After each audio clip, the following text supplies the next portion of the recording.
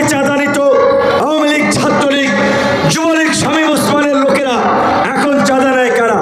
চাঁদা কেউ না কেউ নিচ্ছে, কিন্তু তার ভুক্তভোগী হচ্ছে সাধারণ মানুষ। কারণ আজকে এই যে ফুটপাতের হকার এবং দোকানদারদের কাছ থেকে যখন 100 টাকা, 200 টাকা, 500 টাকা চাঁদা নেয়, সে তো ওইটা ধরেই তার পণ্যের দাম নির্ধারণ করে।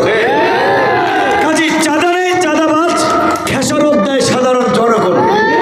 প্রকৃত অর্থে এই চাঁদাবাজ, দখলবাজ মুক্ত করার জন্য, সন্ত্রাস বন্ধ করার জন্য একটা রাজনৈতিক কমিটমেন্ট দরকার, কিন্তু কোনো রাজনৈতিক দলই সেটি চায় না। কারণ সবাই ভোট কেন্দ্র দখল করার জন্য, গুন্ডামি মাস্তানি করার জন্য তাদেরকে পৃষ্ঠপোষকতা করতে চায়, কিন্তু গণ অধিকার পরিষদ এই রাজনীতির পরিবর্তন করতে চায়।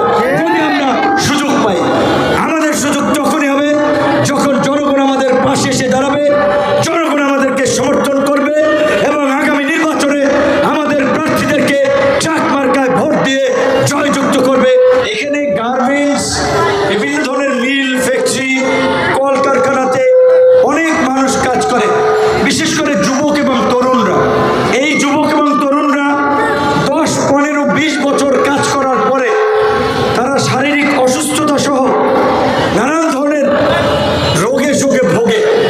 যৌবনের কালে তারা পরিশ্রম করে টাকা উপার্জন করে, প্রকৃত অর্থে যেই টাকা তারা উপার্জন করে সেই টাকা দিয়ে কোনো মতে পরিবার পরিজন নিয়ে বসবাস করা যায়।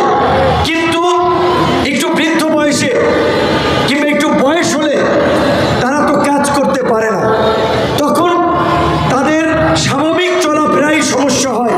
সেখানে যদি তাদের অসুস্থতা ভর করে, তখন বিনা চিকিৎসায় ধুকে ধুকে মরতে হয়।